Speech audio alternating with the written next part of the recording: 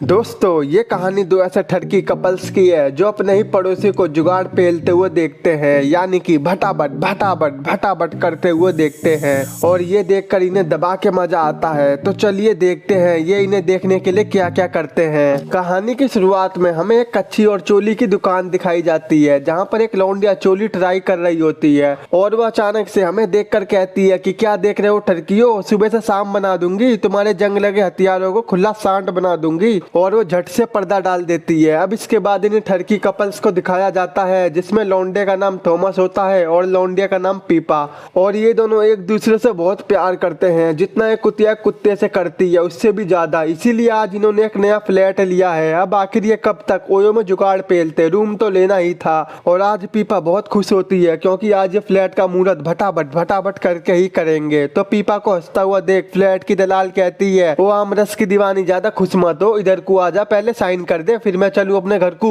तो फिर ये दोनों साइन कर देते हैं। अब रात में ये दोनों भाला से ताला, ताले से भाला मिलाने की बात कर रहे होते हैं कि तभी ये अपने सामने वाले फ्लैट में एक कपल को देखते हैं जो देखते ही देखते कब दंगे हो जाते हैं ये तो मुझे भी पता नहीं चलता। और फिर 500 घोड़ों की पावर से इंजन चालू कर देते हैं, यानी कि भटाभट भटाभट भटाभट करते रहते हैं। तो ये देखकर थॉमस कहता है, भाई यार इस फ्लैट ने तो आते ही पैसे वसूल कर दिए, मजा ही आ गया। ये बात तो सही है, मजा आ गया होगा। तो इस पर पीपा कहती है, अबे झोपड़ी के तेरे सामने साक्षात संभोग की रानी बैठी है और तू चुड़ैलों को देखकर मजे ले रहा है और हमें अपने पड़ोसियों को ऐसे नहीं देखना चाहिए। तो ये सुन थॉमस पीपा की बात मान जाता है और तभी हम देखते हैं कि उन पड़ोसियों को देखकर पीपा में भी चुनचुनी काटने लगती है, यानी कि पीपा जम के पाप करेगी। लेकिन वो देखती है कि थॉमस तो घोड़े बेचकर सो रहा है। ये देख पीपा का पापी कुआं सूख जाता है जो अभी तक पानी से लबालब लबालब भरा हुआ था और फिर पीपा भी अपनी पीपनी बजा के सो जाती है। अगली सुबह पीपा अपनी सहेली को ये बात बताती है कि कल रात मेरा कबड्डी खेलने का बहुत मन कर रहा था लेकिन थॉमस जल्दी सो गया। तो उसकी सहेली कहती है, कुतिया कोई जबरदस्त हॉट कपड़े पहने होती। तो पीपा कहती है, ये बात मत कर दियो, कपड़े तो ऐसे पहनी थी कि तू भी देखती तो तू भी चिपट जाती मेरे से, और अंदर कच्ची और चोली बिना पहनी थी। तो पीपा की सहेली कहती है, मिठा समझ रही है क्या, और कल रात को ऐसा क्या हो गया था जो तेरे में इतनी ठरक जाग रही थी।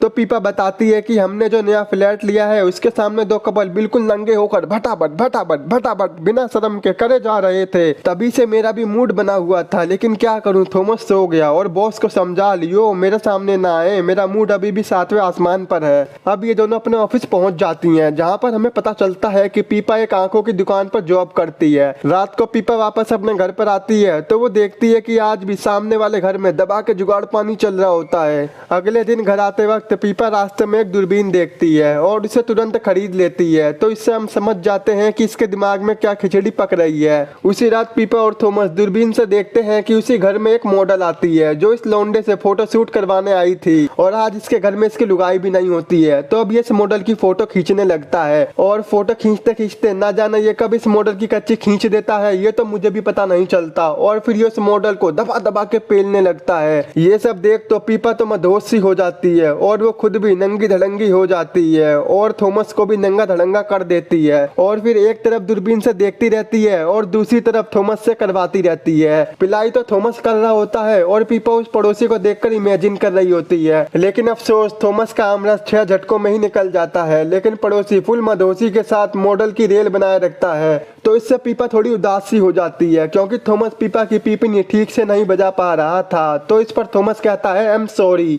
मैं पड़ोसी जितना ताकतवर नहीं हूँ। तो पीपा कहती है, कोई बात नहीं, इसमें सॉरी बोलने की क्या जरूरत है, खाओ एक केला बना दो मेला। इसके बाद ये दोनों सोने चले जाते हैं, लेकिन पीपा को नींद कहाँ आने वाली थी। पीपा तो संभोग की दीवानी हो चुकी थी, यानी कि वो पड़ोसी के गोरे बदन और 1 घंटे की टाइमिंग को भुला नहीं पा रही थी। और पीपा मनी मन में सोचती है, थॉमस अगर यूं ही सोता रहेगा और नहीं करेगा संभोग की क्रिया, जल्दी पड़ोसी आजाद कर देगा पीपा के कच्ची के अंदर की चिड़िया। और ये सब सोचकर पीपा बहुत बेचैन थी। तो वो दबे पैर से रूम से बाहर आती है और दूरबीन से पड़ोसियों को देखती रहती है, जहां वो देखती है कि उस लड़के की लुगाई वापस आ गई है और वो भटाभट भटाभट के लिए लौंडे के पास आती है। लेकिन लड़का तो पहले ही मॉडल को अपनी बीड़ी का बंडल पिला चुका था, तो वो अपनी लुगाई को घंटा भाव नहीं देता। और ये देख पीपा को भी बहुत दुख होता है क्योंकि वो इस फीलिंग को समझ सकती है। अगले दिन पीपा और थॉमस अपने कुछ दोस्तों दोस्तों के साथ लंच के लिए जाते हैं, जहाँ पर पीपा सभी दोस्तों को पड़ोसी के बारे में बताने लगती है और कहती है कि मुझे उसकी वाइफ के लिए बहुत दुख हो रहा है, काश मैं उनकी बातें सुन पाती। तभी थॉमस की एक फ्रेंड कहती है कि थॉमस ने कॉलेज में एक ऐसी लेजर लाइट बनाई थी जिसकी मदद से दूर रहकर भी हम लोगों की बात सुन सकते हैं। तो फिर पीपा घर पर आकर थॉमस से वो लेजर लाइट बनाने की जिद करती है, तो थॉमस उसे बनाने से मना कर देता है क्योंकि वो इलीगल है और हमें किसी की प्राइवेसी में ज्यादा नहीं घुसना चाहिए। लेकिन पीपा के गीजर में ज्यादा ही गर्मी होती है, तो वो गीजर की गर्मी को शांत कराने के लिए थॉमस से लेजर लाइट बनवाना चाहती है। तो अब पीपा की पापी गर्मी को आगे थॉमस हार जाता है और वो लेजर लाइट बनाने के लिए तैयार हो जाता है। लेकिन वो कहता है कि इसके लिए हमें उनके घर में एक शाइनी ऑब्जेक्ट रखना होगा जिस पर लेजर लाइट पड़ेगी और हमें उनकी आवाजें सुनाई देने लगेंगी। तो फिर ये रात को देखते हैं कि पड़ोसी के घर में हैलोवीन पार्टी होती है, जहाँ पर सभी तरह तरह की कॉस्ट्यूम पहनकर आते हैं। तो ये देख पीपा कहती है कि यही मौका है वो शाइनी ऑब्जेक्ट लगाने का। तो अब ये दोनों कॉस्ट्यूम पहनकर बिना बुलाए उसकी पार्टी में घुस जाते हैं। वहीं पीपा मौका देखकर उस शाइनी ऑब्जेक्ट को लगा देती है और अब ये दोनों वापस घर पर आकर उन दोनों की बातें सुनते हैं, जहाँ उस लौंडे की अपनी लुगाई से भिड़ रही होती है कि पार्टी के बीच तुम एक लड़की को गुसल खाने में लेकर घुस गए थे। तो इस पर वो लौंडा कहता है कि मैं गुसल खाने में उसकी फोटो ले रहा था, पर हमें पता था कि ये कौन सी फोटो ले रहा था। तो अब ये कहता है जाओ मेरे लिए खाना बना दो। तो उसकी लुगाई कहती है झोपड़ी का मूत बना है, पी ले मेरा मूत। तो ये सुन वो अपनी वाइफ का सर टेबल पर पटक देता है जिससे उसका चश्मा टूट जाता है। और यहाँ पर पीपा और थॉमस को उनका नाम भी पता चल जाता है। लौंडे का नाम होता है सैम और लौंडिया का जूलिया। अगली सुबह जूलिया अपना चश्मा ठीक कराने के लिए एक शॉप पर जाती है और ये शॉप पीपा की ही होती है। वहीं पीपा जूलिया को देखकर चौंक जाती है और मन ही मन में सोचती है कि पता चल गया कि चाइनीस नागिन को। लेकिन तभी जूलिया पीपा को अपना चश्मा ठीक करने को बोलती है। ये सुन पीपा का डर गायब हो जाता है और फिर पीपा जूलिया का चश्मा ठीक कर देती है, जो बिल्कुल मियां खलीफा की छोटी बहन लाग रही होती है। वहीं घर पर थॉमस दूरबीन से देख रहा होता है कि सैम ने आज भी एक मॉडल को बुलाया होता है और इसने इस वाली मॉडल का भी होटल हिला रखा होता है। सैम की ये लीला देख थॉमस सूजे हुए पिछोंडे की तरह चेहरा बना लेता है और सोचता है कि ये कौन सी रेस का घोड़ा है, हमेशा दौड़ ही मारता रहता है। तभी घर पर पीपा भी आ जाती है और वो थॉमस को बताती है कि आज वो जूलिया से मिली। तो थॉमस कहता है कि आज सैम ने फिर से एक मॉडल को आमरस पिलाया। तो इस पर पीपा कहती है कि मुझे जूलिया के लिए बहुत बुरा लग रहा है और मैं जूलिया को यह बात बताऊंगी।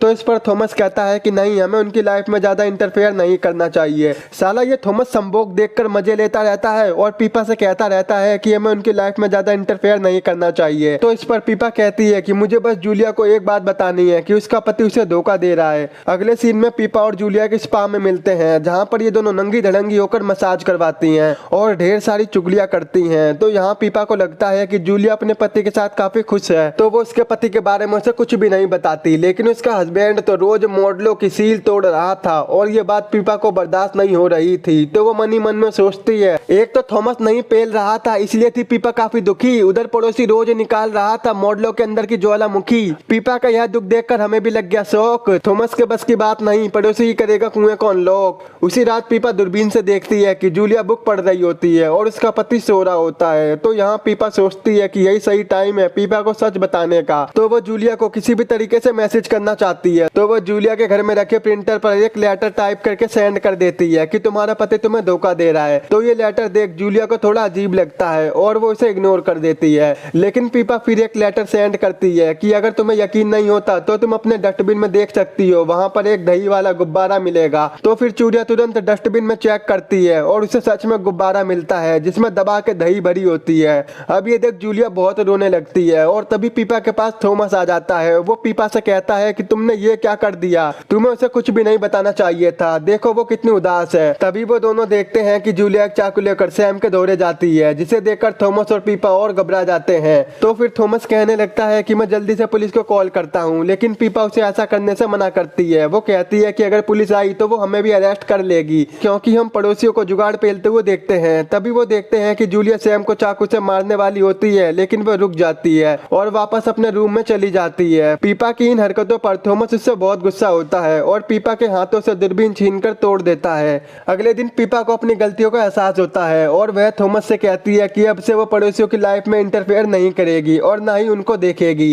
ये बात सुनकर थॉमस भी खुश हो जाता है, लेकिन तभी अचानक से पीपा देखती है कि जूलिया ने सुसाइड कर लिया है। तो अब ये देखकर थॉमस पीपा पर और भी ज्यादा गुस्सा करने लगता है और कहने लगता है कि अब मैं तुम्हारे साथ नहीं रह सकता, ये सब तुम्हारी वजह से हुआ है। तो पीपा कहती है प्लीज ऐसा मत करो, मुझे तुम्हारी जरूरत है। लेकिन थॉमस पीपा से ब्रेकअप करके वहां से चला जाता है। और अब पीपा देखती है कि सैम अपनी लुगाई के मरने पर बहुत दुखी है, तो इसीलिए वो एक बार में जाता है और पीपा भी उसके पीछे बार में पहुंच जाती है, जहाँ पीपा सैम को बार बार ताड़ते जा रही थी। तो ये देख सैम समझ जाता है कि साली पिलवाना चाह रही है, तो वह पीपा के पास आकर बैठ जाता है और बातों बातों में ही वो पीपा से पूछता है क्या तुम दही निकालती हो? तो पीपा कहती है हाँ कभी कभी निकालती हूँ। तो फिर सैम कहता है कि तुझे इससे कभी ऐसा नहीं लगा कि तू अपने बॉयफ्रेंड को चीट कर रही है? तो पीपा कहती है नहीं, मेरे बॉयफ्रेंड को भी मालूम है कि मैं अभी कभी कभी दही जमा के निकालती हूँ और कभी कभी वो भी दही निकालता है। तो फिर सैम कहता है कि जब दही निकालने से पति पत्नी में झगड़ा नहीं होता तो फिर गैर लौंडियों के साथ जुगाड़ करने से दोनों में झगड़ा क्यों होता है? क्योंकि वहां भी बस रगड़ा ही होता है। तो सैम की इस बात पर हम समझ पाते हैं कि चाहे सैम कितनी भी लौंडियों से जुगाड़ करता रहे, लेकिन वो प्यार तो जूलिया से ही करता था। लेकिन इस पर पीपा कहती है कि भटाभट भटाभट भटाभट में फीलिंग होती है और हाथ गाड़ी में अपना हाथ खुला सांड होता है। इसके बाद सैम पीपा को फोटो खींचने के बहाने अपने घर पर ले जाता है, लेकिन हम जानते थे कि सैम फोटो खींचते खींचते ना जाने क्या क्या खींच देता है और होता भी यही है। सैम पीपा की फोटो लेते लेते ना जाने का भटाभट भटाभट करने लगता है और इससे पीपा को भी बहुत आनंद मिलता है। अब ऐसे ही कुछ और दिन बीत जाते हैं। अब थॉमस को अपनी गलती का एहसास हो जाता है और वो फूलों का गुलदस्ता लेकर वापस पीपा के पास आता है, लेकिन वो देखता है कि पीपा घर पर नहीं है। तो वो फ्रिज से दारू निकालकर पीता है जो वो अक्सर पीता रहता था, लेकिन आज वो दारू से बहुत अजीब सी लग रही थी। तो वो उसको बिल्डिंग से बाहर लटके हुए एक गमले में डाल देता है। तभी उसकी नजर सैम के रूम पर पड़ती है, तो वो दूरबीन से देखता है कि पीपा ने तो सैम का पोपला ले रखा है और वो दबा दबा के भटाभट भटाभट भटाभट कर रहे हैं और पीपा भी बुरी तरह से मदहोशी में पड़ी हुई है। अब ये देखकर बेचारा थॉमस टूट जाता है और रोने लगता है। इसके बाद पीपा जब घर पर आती है तो वो थॉमस को घर के अंदर लटका हुआ देखती है, यानी कि थॉमस ने सुसाइड कर लिया था। अब इस हादसे से पीपा बहुत दुखी हो जाती है। वो ये सारी बात अपनी सहेली को बताती है और कहती है कि मैं ही उन दोनों की सुसाइड की वजह हूँ। तो इस पर उसकी सहेली कहती है नहीं, तुम खुद को दोष मत दो, तुम्हें नहीं पता था कि वो दोनों ऐसा कर सकते हैं, इसमें तुम्हारी कोई भी गलती नहीं है। तो पीपा कहती है मैं एक बार सैम से मिलना चाहती हूँ। तो वो दोनों एक एग्जीबिशन में सैम से मिलने जाते हैं, जहाँ पर सैम एक अनाउंसमेंट करता है। वो कहता है कि मेरी सफलता का श्रेय मेरी लुगाई जूलिया को जाता है और फिर जूलिया भी स्टेज पर आती है। ये देख पीपा और हम लोग भी शौक हो जाते हैं, यूं तो मर गई थी लेकिन नहीं, ये जिंदा थी। इसके बाद सैम सभी लोगों को एक फोटो दिखाता है जो पीपा की होती है और उसके साथ वो सारी तस्वीरें भी होती हैं जब पीपा और थॉमस सैम के घर पर नजर रखे हुए थे। असल में सैम और जूलिया को पीपा और थॉमस के बारे में सब मालूम था कि वो उन पर नजर रखे हुए हैं, लेकिन असल में सैम और जूलिया उन पर नजर रख रहे थे और वो उन्हें ये सब जानबूझकर दिखा रहे थे, क्योंकि सैम की फोटोग्राफी का थीम होता है कि अगर कोई भी किसी पर नजर रखता है तो उनकी लाइफ पर क्या प्रभाव पड़ता है। और सैम इस फोटोग्राफी से और भी ज्यादा फेमस हो गया था, जिससे पीपा दुखी होकर वहां से चली जाती है। वो सीधा सैम के घर पर पहुंचती है और उसे वहां पर बहुत सारी फोटो मिलती हैं, जिससे पीपा समझ जाती है कि ये सब पहले से ही प्री प्लान था। तो अब गुस्से में वो सारी फोटोज को फाड़ने लगती है, लेकिन अब फोटो फाड़ने से क्या होता, फाड़ना है तो उन दोनों को फाड़। तो अब पीपा वापस अपने घर पर आ जाती है, जहाँ वो अपनी खिड़की से बाहर कुछ पक्षियों को मरा हुआ देखती है, जिन्होंने उस गमले से वो दारू पी ली थी जो उस दिन थॉमस ने इस गमले में डाली थी, जिससे हम लोग और पीपा समझ जाती है कि सैम और जूलिया ने दारू में जहर मिलाकर उसे मार दिया था। वहीं अब सैम और जूलिया भी वापस अपने घर पर आ जाते हैं और वो देखते हैं कि उनके किसी फैन ने उनके लिए एक वाइन गिफ्ट की है जो अक्सर उनको मिलती रहती है। तो फिर ये दोनों इस वाइन को पीने लगते हैं। तभी इनके प्रिंटर पर एक मैसेज आता है जिसमें लिखा होता है कि मुझे मालूम है कि थॉमस ने सुसाइड नहीं किया है, और ये पढ़कर ये दोनों डर जाते हैं। तभी जूलिया बेहोश होकर नीचे गिर जाती है और इसके बाद सैम भी। दरअसल इन्होंने जो वाइन पी थी वो इन्हें पीपा ने ही गिफ्ट की थी, जिसमें उसने बेहोशी की दवा मिला दी थी। इसके बाद पीपा उन दोनों को अपनी लैब में लेके आती है और वो उन दोनों को अंधा कर देती है, जिससे अब ये दोनों कभी भी किसी की लाइफ का फोटो शूट ना कर पाए। फिल्म के आखिरी में दिखाते हैं कि पीपा वाले फ्लैट में दो नए लौंडे आए होते हैं जो कि मीठे होते हैं, यानी कि भाले से भाला मिलाने वाले। तभी हमें सैम और जूलिया को दिखाया जाता है जो अब अंधे हो चुके थे, और यहीं पर ये मूवी खत्म हो जाती है। तो कमेंट करके जरूर बताना आपको ये मूवी कैसी लगी। मूवी का नाम द वॉरियर है, जो कि साल 2021 में रिलीज हुई थी। आई होप अगर आपको मेरा एक्सप्लेन पसंद आए हो तो आज ही हमारे चैनल को सब्सक्राइब, वीडियो को लाइक और शेयर करना मत भूलना। तो मिलते हैं आपसे ऐसी नेक्स्ट वीडियो में।